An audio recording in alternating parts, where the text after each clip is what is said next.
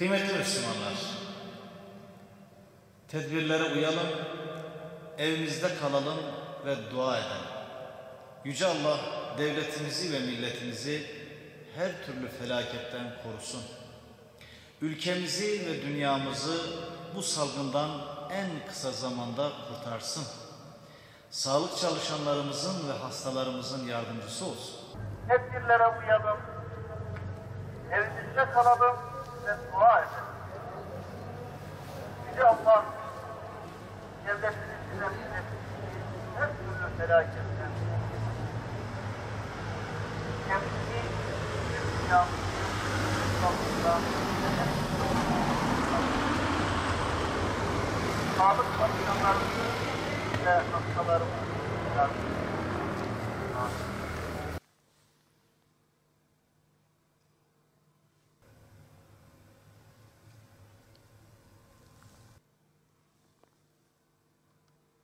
Diyanet'in işte yatsı namazından sonra dua etmesi, bunu çok olumlu ve yerinde buluyorum. Çünkü eğer biz başımıza herhangi bir musibet veya bela gelmişse biz bunu ancak ve ancak Allah'a yalvararaktan, ellerimizi açaraktan mesela bu musibetin diyelim başımızdan gitmesi için Allah'a yalvarırsak inşallah Allah-u Teala bizim de dualarımıza icabet ederse inşallah edecektir. Biz öyle inanıyoruz. O bizim Rabbimiz. O bizim dualarımıza icabet edecektir.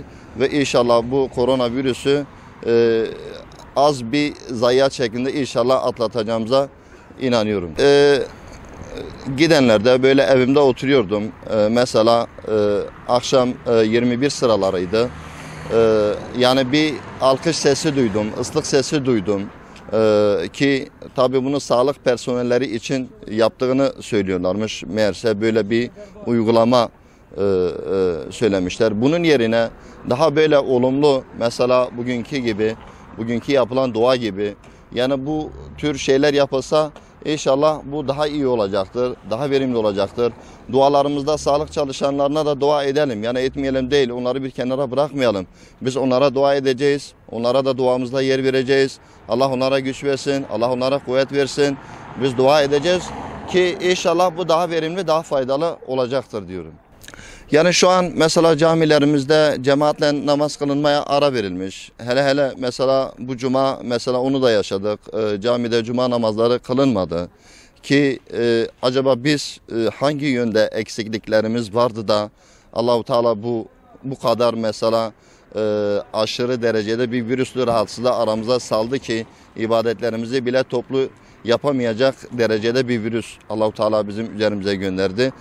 Ki biz bu süreç içerisinde camilerimiz her ne kadar şu an ibadete geçici süreliğiyle mesela toplu olarak kapatılmışsa da evde çocuklarımızla beraber cemaat yapabiliriz. Çocuklarımızla beraber namazlarımızı kılıp onlarla beraber Kur'an-ı Kerim'imizi işte bunun yanı sıra İslam'ın temel dini bilgilerini okuyabiliriz inşallah. Malumunuz dünya üzerinden bir salgın hastalığı olan koronavirüs çıkmıştır. Bu Türkiye'de de görülmüştür. Bundan dolayı camilerde yatsı namazından sonra yapılan duaları biz olumlu bulduk. Çünkü bizim bu zamanda duaya çok ihtiyacımız var. Sağlık çalışanları için de tabii onlara dua edeceğiz. Onlara da Allah güç kuvvet versin. Tabii ki onların da bu durumda onların da işi çok zor. Biz tabii ki alkışla, ıslıkla olmayacak bir şey ama biz Allah'a dua edip bunu duayla inşallah bitirmemiz lazım. Yani Rabbim tüm Müslümanlara yardım etsin.